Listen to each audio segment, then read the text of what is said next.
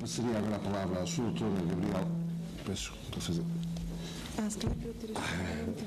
A sua doutora Gabriela Cunha Rodrigues, ilustre juíza, que nos vai falar sobre o tema ainda dentro deste primeiro módulo da reforma do processo civil, sob a perspectiva do juízo, um novo paradigma da gestão processual. É essa a interrogação que se coloca, à qual a sua doutora, obviamente, nos vai ajudar a responder.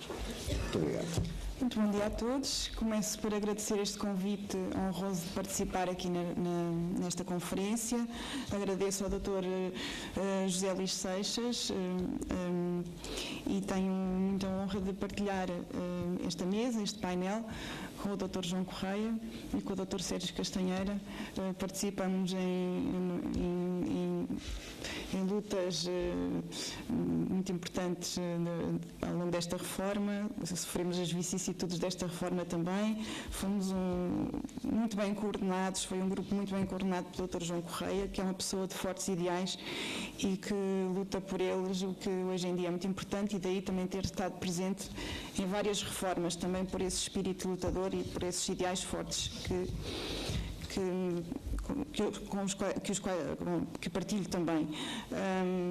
Agradeço ao Dr. Pedro Garcia Correia esta organização fabulosa, conseguiu trazer uma juíza ao campo de justiça que estava perdida em Sacavém, o que é um feito, e agradeço também, cumprimento também os membros da Comissão que estão presentes, todos os senhores magistrados, advogados e professores presentes, e vou então começar a minha intervenção. Peço desculpa, mas vou seguir um guião, um texto, porque tenho tendência a espraiar-me um pouco e vou-me condicionar um bocado lendo parte do texto que escrevi.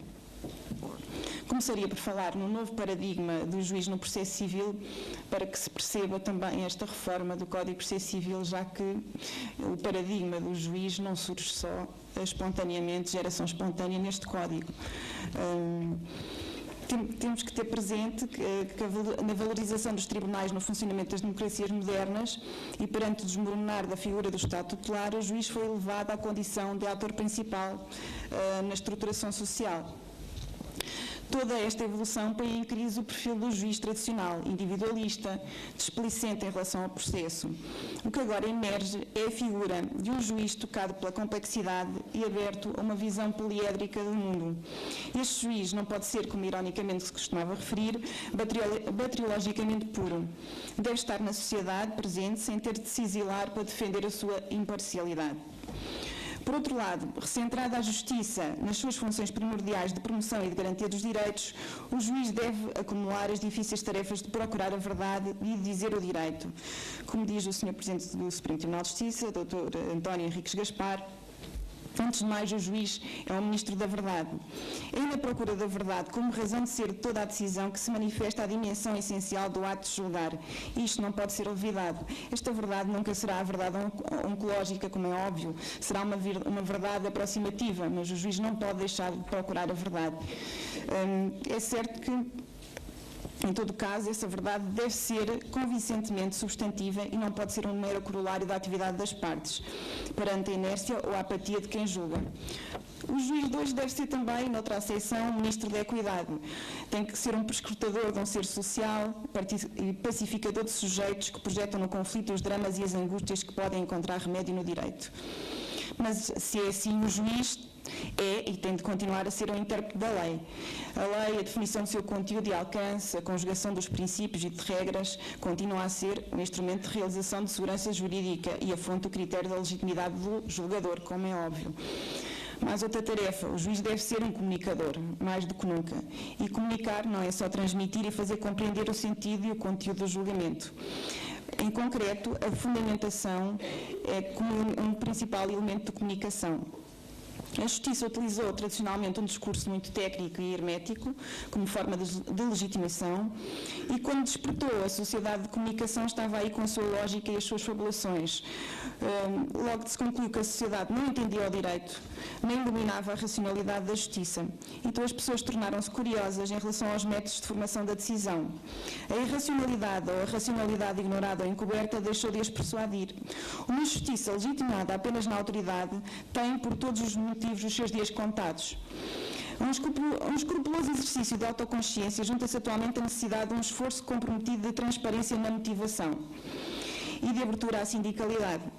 Estes objetivos apontam para a urgência em se assumir sem complexos que o juiz deve exercer com rigor e empenhamento a sua função de diretor e de gestor do processo. E se é verdade no que se refere à organização da justiça civil e em particular à tramitação processual que não nos devemos deixar de seduzir por cifras de grandeza meramente técnica, não podemos contornar a necessidade de dar resposta a critérios de proporcionalidade e de funcionamento e a exigências de uma sã gestão processual. Por isso se procura crescentemente aferir da produtividade judicial através de rácios e índices, introduzindo-se concepções de gestão centradas em objetivos de eficácia e de eficiência. Neste sentido, é realista considerar-se que o sistema judicial deve estar cada vez mais obrigado a accountability, ou, por outras palavras, como qualquer outro serviço público, sujeito ao New Public Management. Um modelo agilizado de justiça assenta na assunção pelo juiz de uma dupla responsabilidade: a de gerir o processo, visando a eficácia e celeridade, e a de assegurar a qualidade da decisão. E é a este propósito anacrónica esta visão bipartida da função passiva ou ativa de quem julga. O juiz, como digo, tem que exercer todas estas funções. É tudo isto, é um complexo de todas estas funções na sua missão mais ampla de tornar efetiva a função da justiça. Realçaria agora o papel do juiz como ministro da verdade no novo Código de Processo Civil, porque não consigo dissociar este papel também do papel de gestor, não consigo individualizá-lo sem falar também nesta busca da verdade. Sendo emblemática desta reforma a homenagem da verdade material, destacamos da exposição de motivos da proposta de lei 113/12 o seguinte trecho: confere-se às partes a prerrogativa de articularem os factos essenciais que sustentam as respectivas pretensões, ficando reservada a possibilidade de, ao longo de toda a tramitação, vir a entrar nos autos todo um acervo factual merecedor de consideração pelo Tribunal com vista à justa composição do litígio. Que frase enigmática é esta? Já vamos perceber como é que os factos podem entrar no processo. O número 1 do artigo 5º estatui que o âmbito de alegação que impende sobre as partes se restringe aos factos essenciais que constituem a causa de pedir e àqueles em que se baseiam as exceções invocadas. O número 2 do artigo 5º estabelece que os poderes de conexão do Tribunal não se circunscrevem aos factos originariamente alegados pelas partes, já que também devem ser considerados pelo juiz os factos que resultem da instrução da causa, quer sejam instrumentais, quer sejam complemento ou concretização dos alegados. Reforça-se que os factos instrumentais não têm de ser alegados nos articulados. E, por outro lado, esta linha B do referido preceito é relevantíssima nesta reforma. Ela amplia os poderes cognitivos do Tribunal, na medida em que não faz depender da manifestação da vontade das partes a consideração de factos essenciais, complementares ou concretizadores dos inicialmente alegados. É incontroverso, autores, que tendo desaparecido a norma prevista no antigo 650, número 3 do Código de Processo Civil, esta alínea não significa que se tenha preterido o princípio do contraditório, sem sombra de dúvidas, que se o juiz se deparar no julgamento com um facto complementar ou concretizador, não vai deixar de cumprir o princípio do contraditório, previsto no artigo 3º do Código de Processo Civil, nem de assegurar a igualdade substancial das partes, previsto no artigo 4º, ou seja, pode haver necessidade também de se indicarem meios de prova e ser produzida prova quanto a esses factos complementares. Portanto, não há que pensar que o desaparecimento deste artigo precludiu, afastou estes princípios que nunca poderão ser afastados, como é óbvio. Quanto à eliminação do segmento, que prevê a necessidade de que a parte que beneficia dos factos declare pretender deles se aproveitar, isto poderá ser apreciado segundo diferentes prismas. Já há duas interpretações neste momento quanto a este artigo. Uma que considera que, sendo o processo civil um litígio de direito privado, não pode haver derrogação de forma alguma do princípio do dispositivo. E numa interpretação restritiva do preceito, em consonância com o princípio do dispositivo, defende que, se a parte não afirmar pretender aproveitar-se dos factos, o juiz que dar-se-á pela sua não aquisição. O professor Leite de Freitas e o Sr. professor Leite de Freitas, a Sra. professora Mariana França Gouveia, defendem que tem de ser feita esta interpretação restritiva. E há uma outra interpretação, penso eu que mais próxima do espírito do legislador, que estaremos perante uma derrogação parcial do princípio dispositivo com apoio na própria alteração da epígrafe. Não é por acaso que a epígrafe já não se denomina princípio do dispositivo. Como é óbvio, o princípio não desapareceu e está no número 1 do artigo, como está noutros artigos do Código de Processo Civil espalhados pelo Código. De qualquer forma, conjugando esta alteração da epígrafe com o trecho da exposição que referi, entende-se que a busca da verdade material se sobrepõe nesta parte àquele princípio. Ou seja, Srs. Aqui está um paradigma da busca da verdade na interpretação deste artigo 5º do Código de Processo Civil. Poder-se-á dizer, então, imagine-se que os senhores advogados não querem que determinados factos sejam trazidos ao lume.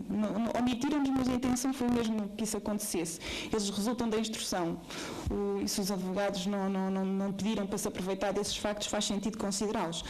Claro que também não podemos perder de vista o que dispõe o artigo 417, número 3, a linha B do novo Código de Processo Civil, segundo o qual a parte, já existia no anterior Código, a parte pode recusar-se a cooperar para a descoberta da verdade quando estiver em causa a intromissão na vida privada ou familiar. Nunca se perderá de vista este facto. Também é muito duvidoso que se um advogado ou uma parte foi convidada a aperfeiçoar já os factos, que possa depois o juiz estar a considerá-los mesmo assim na audiência final. De qualquer forma, há que alertar para o seguinte: há um ónus poder-se-á dizer que há um ónus de impugnação mitigado relativamente aos factos complementares ou concretizadores. Porque, na verdade, não deixa de haver um ónus. Imagine-se que não houve um despacho de aperfeiçoamento dos factos, relativamente aos factos complementares, e que eles surgem, resultam da instrução da causa. Não resultam da instrução da causa. O advogado já não pode apresentar um articulado. Nessa altura, a fase da alegação terminou, a não ser que haja um articulado superveniente, em que se prova a superveniência, os requisitos da superveniência. O advogado já não vai conseguir trazer esses factos para o processo. Portanto, ainda existe um ónus mitigado, é certo, porque o juiz tem o poder de determinar o aperfeiçoamento dos articulados quanto a esses factos. Relativamente a esta solução consagrada no artigo 5º, gostaria de salientar que ela é imanente ao modo como o processo vai evoluir e vai desenrolar-se.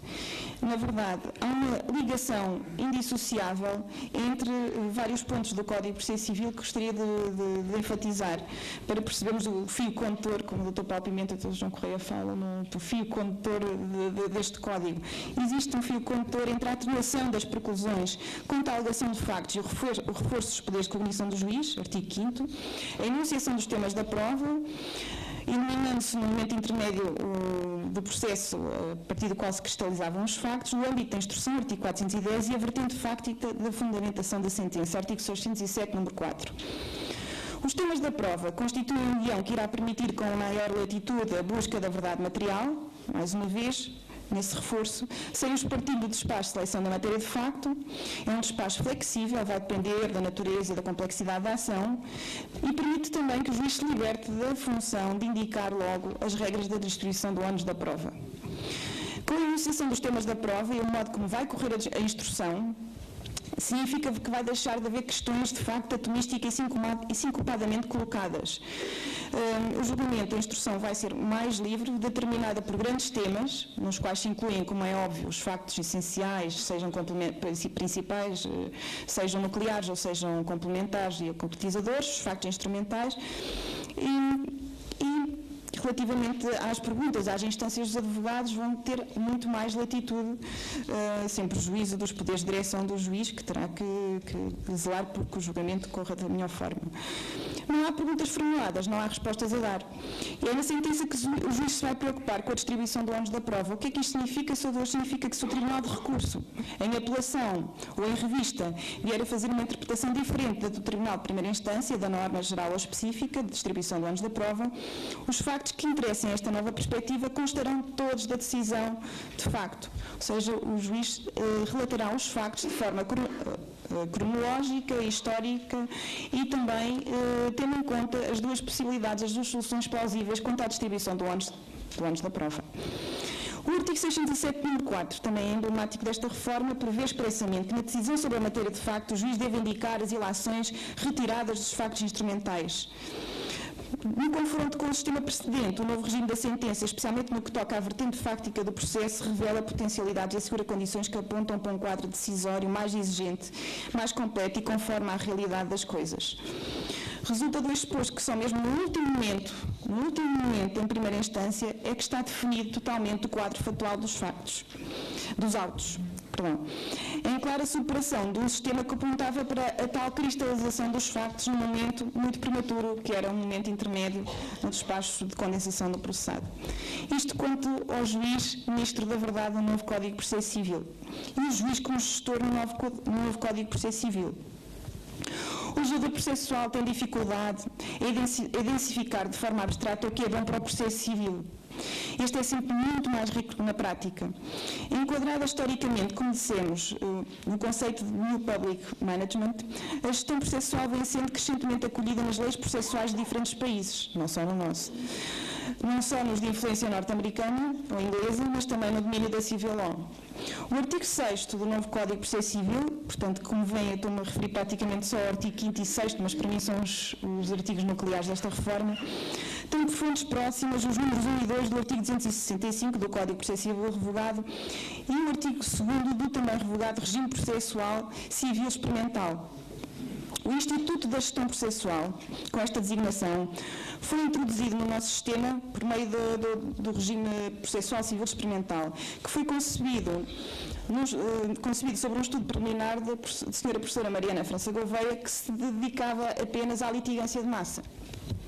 O acolhimento da gestão processual no nosso Código de Processo Civil de 2013 tem já um âmbito de aplicação universal.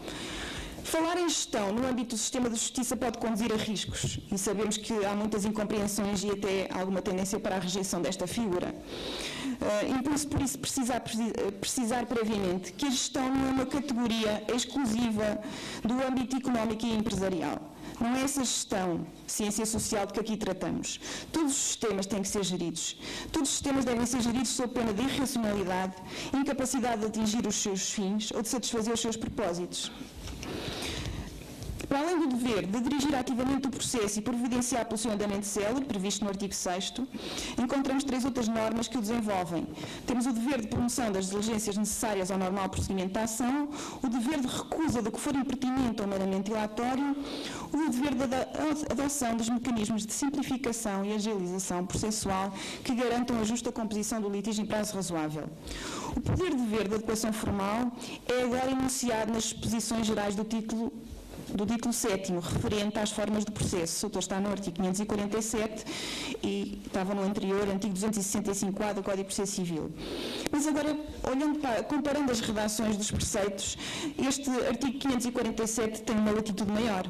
Repare-se que o juiz pode adaptar a tramitação processual no sentido de pode adaptar o conteúdo e a forma dos atos processuais. Diz a norma, assegurando um processo equitativo, mas isso sempre teria que ser, o processo equitativo é um princípio constitucional. Estamos aqui perante conceitos indeterminados, doutores. O que é isto do conteúdo? Parece assustador. Adaptar o conteúdo. O juiz pode até alterar factos e interferir no próprio conteúdo dos articulados assim? Não. Doutores, o conteúdo dos atos aqui é composto pela sua estrutura e objeto, bem como pelas suas formalidades e os seus ritos. A forma diz mais respeito à ordenação dos atos entre si. Portanto, o conteúdo ainda está aqui num sentido mais restrito do que este conteúdo em termos da própria substância dos atos. Então, se a gestão processual apurava já segundo os ritos previstos na lei processual, todos nós já fazíamos gestão processual, quando calendarizávamos os atos da audiência em várias sessões, quando determinávamos o desentranhamento de um documento. É claro que já fazíamos a gestão processual no dia-a-dia, já a praticávamos. Mas é agora, claro, com este conceito de adequação formal, que se amplia este conceito para fora dos ritos legais previstos na lei processual. A propósito deste dever, releva o disposto no artigo 157, número 2 do novo Código de Processo Civil.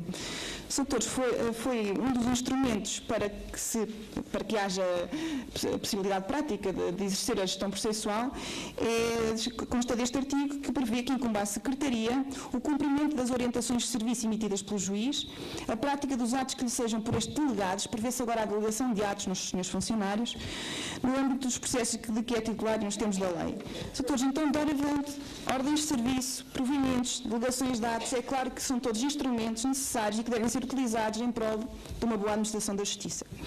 O artigo 590, número 1, a linha A, Sr. sob a epígrafe gestão inicial do processo, patenteia outro corolário desta plasticidade do dever de gestão processual. No domínio do Código de Processo Civil de 2013, a gestão inicial do processo terá, em regra, se nada for dito, continuará a ter lugar após a fase dos articulados, quando o processo é concluído ao juiz pela primeira vez, isso sem dúvida. E aí não está em causa o indeferimento da petição, pois a instância já se estabilizou com a citação do réu.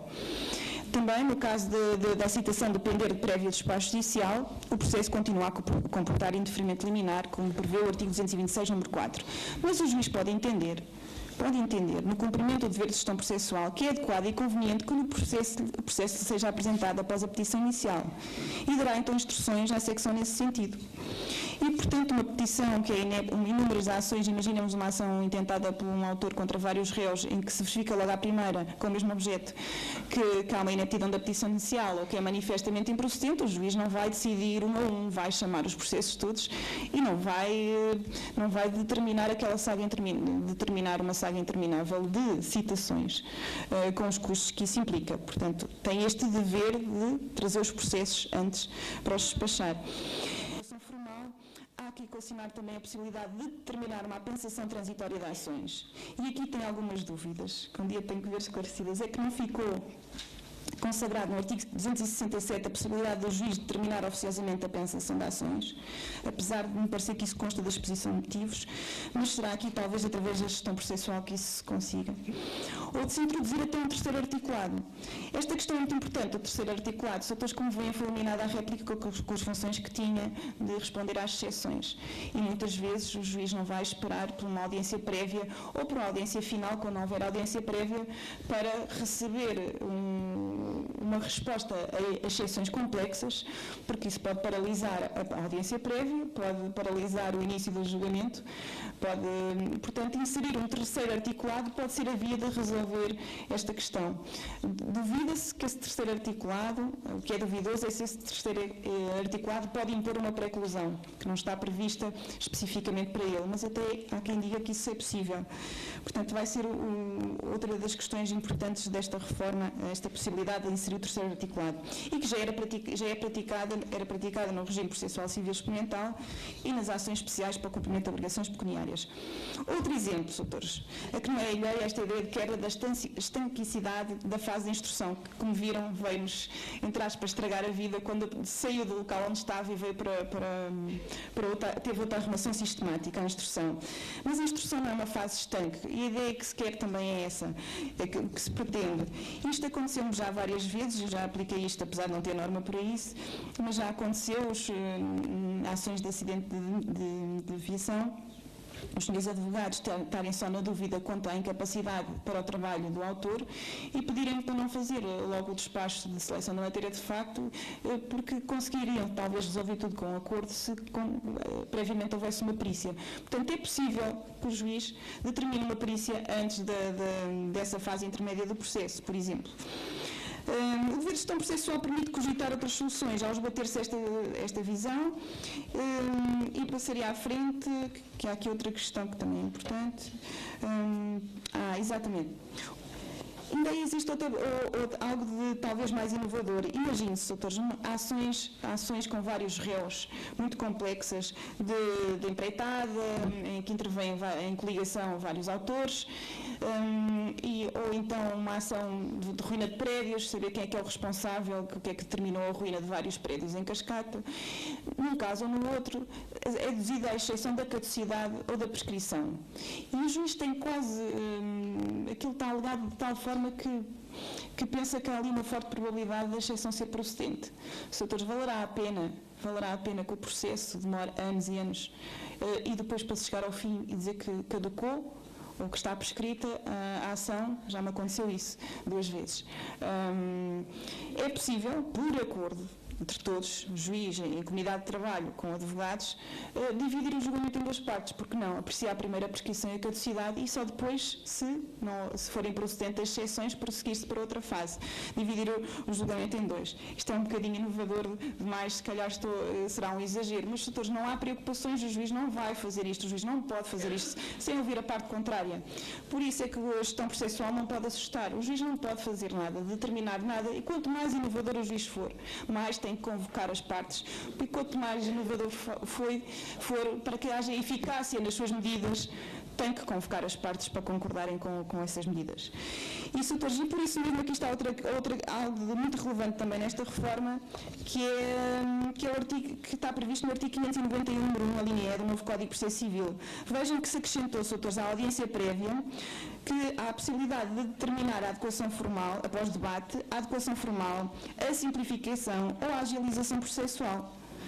Doutores, isto é uma finalidade que foi acrescentada agora à audiência prévia e explica isso mesmo, doutores. Medidas inovatórias, medidas arrojadas dos senhores juízes, tudo bem, mas aqui na audiência prévia é o momento certo para as debatermos com os senhores advogados. Quando elas forem realmente carecerem desse contraditório na sua melhor forma. Mas é esta a via correta para isto. Não obstante poder ser dispensada a audiência prévia das partes nos referidos casos, claro que convém que haja este contraditório por razões de segurança jurídica também. Acresce a consideração no artigo 630, número 2, da irrecorribilidade das decisões de simplificação ou de agilização processuais, das decisões preferidas sobre nulidades secundárias e das decisões de adequação formal, salvo se contenderem com os princípios da igualdade, do contraditório, da aquisição processual de facto ou da admissibilidade dos meios probatórios. Doutores, tinha que haver alguma confiança no juiz, porque pedem ao juiz que seja inovador, que tente simplificar os processos e, sobretudo, adequar o processo a cada um das ações, à complexidade das ações, mas se pudesse haver recurso a tudo isto, sabendo nós que com o artigo 644, número 3, a generalidade das decisões interlocutórias proferidas na primeira instância só podem ser impugnadas na apelação interposta da decisão final, quer dizer, isto podia ser limitador também de um certo ativismo do juiz. Diríamos assim, então, mas um juiz que não se pode deixar pautar por esse medo dos recursos, é verdade, isso também é um fundamento, mas tinha que estar previsto para haver também esta possibilidade de agilizar esta figura. Agora, há que ter noção que dentro da gestão processual há poderes distintos. Há o poder de dever não discricionário. Por exemplo, um exemplo claro de um poder de dever não discricionário. Se admitir que a gestão processual ainda pode estar ligada ao mérito, e pode, porque a primeira vertente é impulsionar a promoção oficiosa de diligências. É aquele caso cujo exercício é permitido pelas disposições que consagram a promoção oficiosa de diligências de prova. Também é vinculado o poder de dever de convidar a parte ao aperfeiçoamento do seu articulado, o artigo 590, número 4, com clareza nesta reforma. Portanto, a atividade gestionária da agilização e simplificação processual e todas as demais previstas no artigo, que sejam operadas através de uma adequação formal, estão sujeitas ao que está previsto neste artigo 630, número 2. Mas há despachos proferidos ao abrigo do dever de gestão processual, no contexto de um rito processual legal pré-existente, que não se reconduzem à agilização ou simplificação processuais, que ficam sujeitos a um regime geral. Portanto, nem tudo que é despacho de gestão processual se enquadra no artigo 630, número 2. Pode haver despachos mero expediente, que são irrecorríveis, e o tal, que o convite ao aperfeiçoamento dos articulados, é irrecorrível também. E, doutores, depois de nos lançar com esta parte mais específica destas normas, colocava aqui então esta questão sobre este paradigma. Podemos questionar este novo paradigma do juiz do gestor do processo. Então, o que dizer relativamente ao princípio da legalidade das formas processuais? Deixou de existir? Então, o princípio da gestão processual, que postula que os termos do processo estão previamente fixados na lei, foi definitivamente afastado e substituído por este paradigma processual? A resposta não é fácil, mas o ativismo do juiz não deve confundir-se com a imagem de um juiz Hércules carregando o mundo nos seus braços estendidos. Numa sugestiva imagem, François Hoste, jurista, filósofo e escritor belga, alerta precisamente para o erro que consistiria, após abandonar o modelo do juiz Júpiter, Twitter, ancorado no paradigma da lei e da codificação, hoje em definitiva crise na era da complexidade, cair-se na posição oposta. Neste polo contrário teríamos uma noção do juiz Hércules excessivo, tentacular, que tenderia a esquecer a legitimidade procedimental do direito. O respeito pelas formas, pelos prazos, pelos procedimentos, independentemente da sua flexibilidade, é consubstancial ao direito.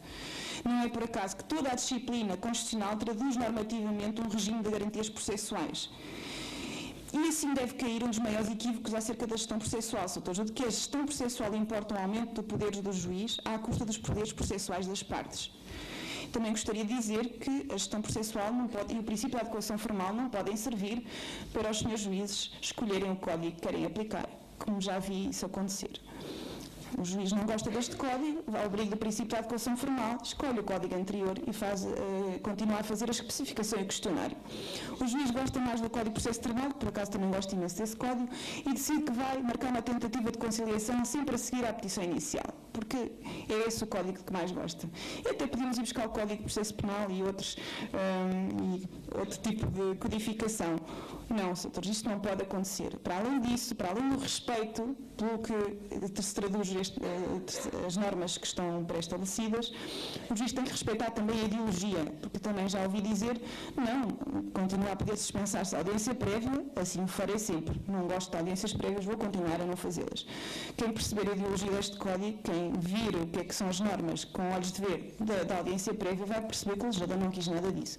Portanto, se quisermos e devermos cumprir a nossa missão multifacetada de juiz, temos que sopesar todos estes valores corretamente. Poderá então concluir-se dizendo que se tudo isto promete uma nova marca d'água num processo civil ao serviço do cidadão, há que esperar para ver e ter a humildade de reconhecer que perante as dificuldades e aporias da atualidade, a perfeição é improvável e certa apenas a necessidade de mudança. Como sugerem os versos de Manuel Machado, caminhante não há caminho, é caminhando que se faz o caminho. E citando também Nelson Mandela, tudo parece impossível até que seja feito. E obrigada pela paciência que tiveram para me ouvir. Muito obrigada.